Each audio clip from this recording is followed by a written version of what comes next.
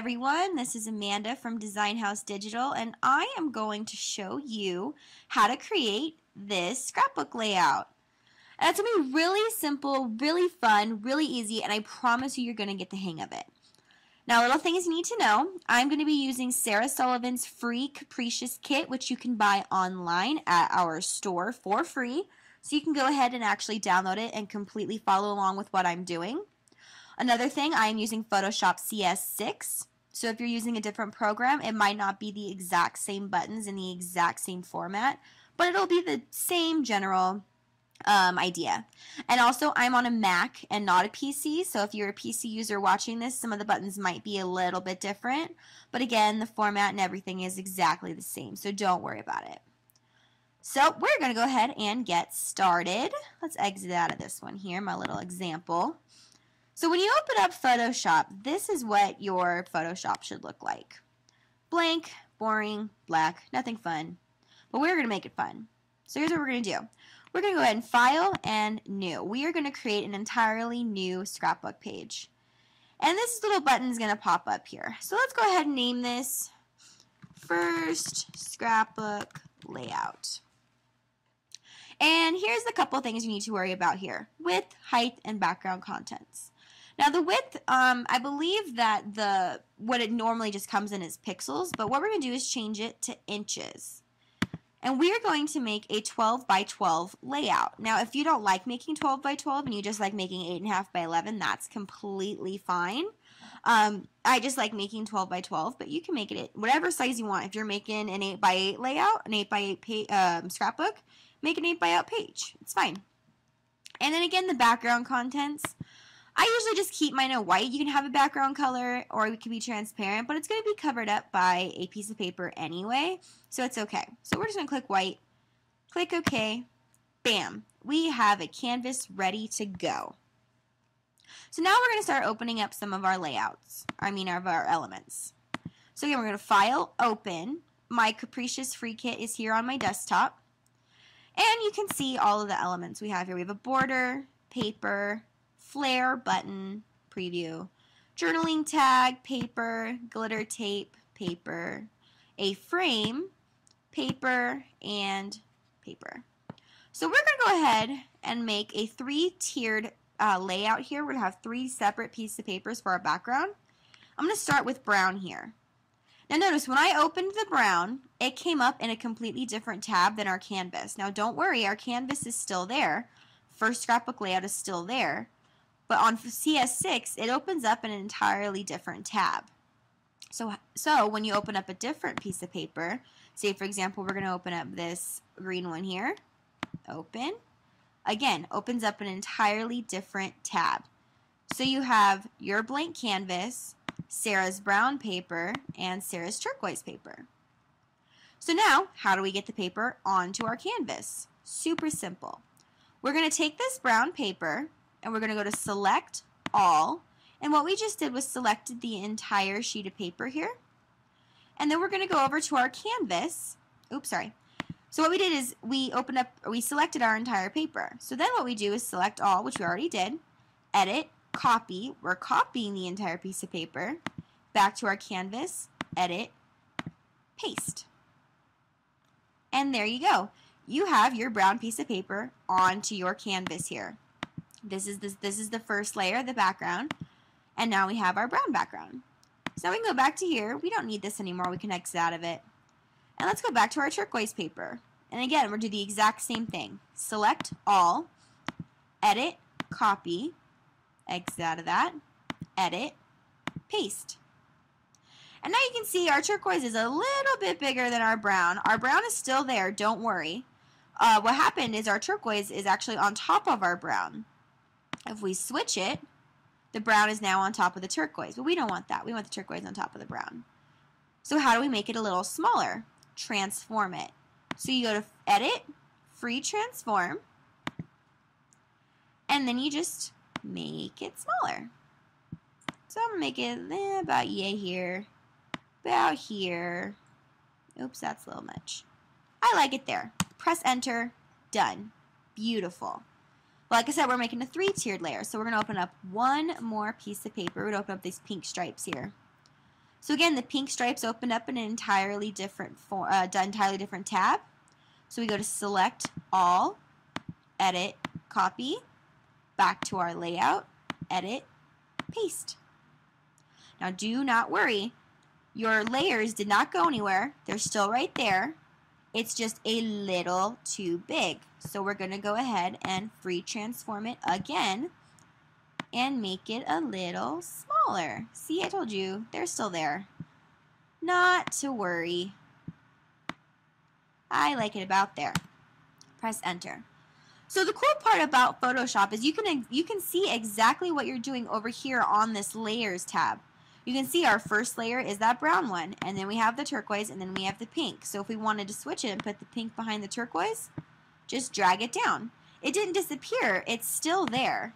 You can see if you move this turquoise, the pink is still there. It did not go anywhere. It's just behind the turquoise. We don't want it behind the turquoise, so let's drag the pink back up. And there you go.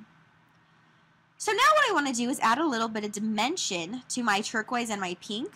So I'm going to double click on this layer here. And you have a little nifty tool called Drop Shadow. Drop Shadow is my best friend because I love making things look 3D. I love making it look like I have pop dots behind everything.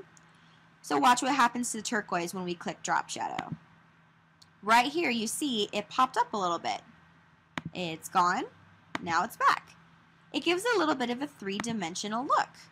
I want to do the exact same thing to the pink as well. Drop Shadow. So as you can see, it almost looks like we put some pop dots behind our paper and made it look a little bit three-dimensional.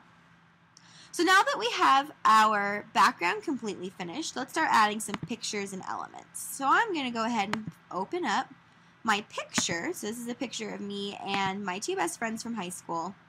And again, select all, edit, copy, exit out of that, we don't need it, edit, paste. And we actually, you know what, we don't need this either, let's exit out of that. So now you can see the picture is definitely small, so we want to free transform it again. And what you want to do when you're free transforming a picture especially, click the shift button, because what it does is it keeps the orientation of the photo. Click enter once you get the layer. If you didn't click shift, you would be able to just completely mutate it like this. I mean, it would look stretched. It would look a little pixelated. So you want to keep it in the same orientation that it started with. So let's actually go ahead and edit and undo that. Perfect. So I want to move it. Let's just put it up here for now. We'll keep it there. Now let's start adding a couple elements. Let's add this border here on the free kit. So again, select all, edit, copy. Don't need this, exit out, edit, paste. Now you want to free transform it, edit, free transform. I like it that length, that's perfect. Let's actually bring it down a little bit to about here. Now I actually want to go back and sort of angle my picture a little bit, so let's go ahead and do that. Let's do about right there. That looks good.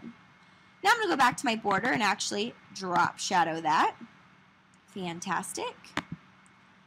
And let's add a little journaling tag to this. There's a journaling tag in the kit here.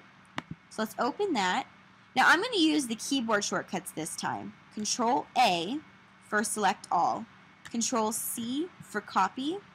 X out of that, we don't need it.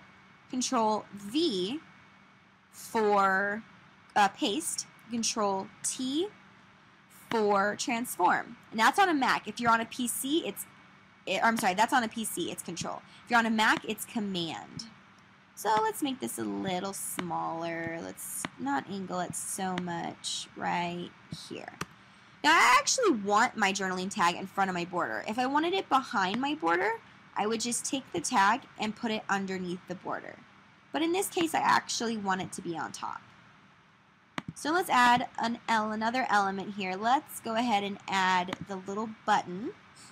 So again, Control A, Control C, exit out of that. We don't need it anymore. Control V, Control T. So that's the fast way to do it. And then it doesn't take very long to memorize the keyboard shortcuts. Super easy. Let's add another drop shadow to that. Perfect. Now I actually want to add one more element because I'm absolutely obsessed with glitter. So we're going to go ahead and add this little glitter tape here. And then we're going to transform it. So we're actually going to go ahead and let's just put it right up here so it makes it look like we taped our picture onto our page. It looks really cute. Plus, I just love glitter. So any kit with glitter, I have to add it. So let's go ahead and drop shadow that as well. I still like drop shadow. And there you go. You have a completely finished page. But what we're missing, we need a little bit of a title. So over here for this T, for typing, title, whatever you feel like you want it to stand for, we're going to go ahead and put it right here. Now you can go ahead and figure out which text you want to use.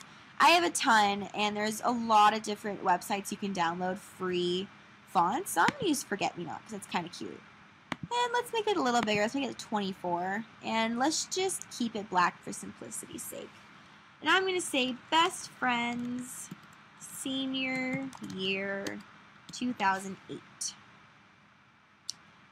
Perfect. So now go ahead, to get out of the title, the T, just go ahead and click on a different layer, and it's done. And as you can see, it's definitely a little not oriented where I want it to be. So we're going to go ahead and free transform it.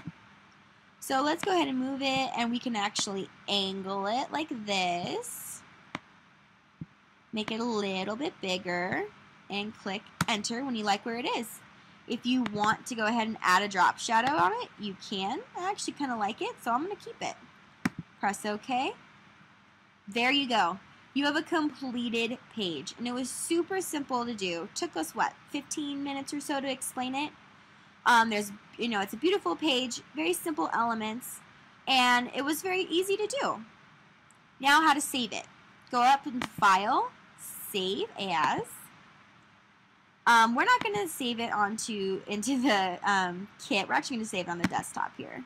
We're going to save it in a Photoshop, so save. And I'm actually going to replace that, yes.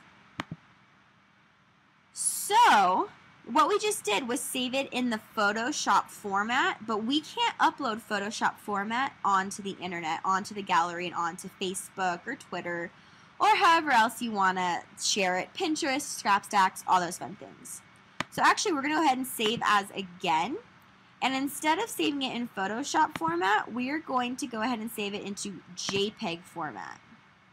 Again, we're going to save it on our desktop. We're going to save it as my first scrapbook layout. We're going to change it to my first scrapbook layout, just for simplicity's sake. And click Save. And there you go. You have a completely done and finished page. Now what you can go ahead and do is save that to the gallery, upload it to Facebook, Twitter, Pinterest, Scrapstacks, whatever all those social media sites are. And you can go ahead and share it with your friends. You can email it, share it with your family, all that fun stuff. Now, I definitely recommend you uploading it to the gallery because there's a lot of good things that can happen when you upload it to the gallery. We love seeing everyone's different styles and techniques, and we love to get that praise when we do, a great layout. So if you need to help uploading it to the gallery, I'll go ahead and put the link down at the bottom for that tutorial. And it should also be in the beginner section of our site. And if you have any questions, please do not hesitate to head to the forums, ask questions, ask us on Facebook, email any one of us on the staff here. Me, Mary S., Mary C., any of the designers and decorators. We're all happy to help you. We are a dedicated team ready to make sure that you make amazing, amazing pages. And we can't wait to see them. So with that being said, this is it. This is the tutorial. I hope it helped you. And you are now ready to make your very first page.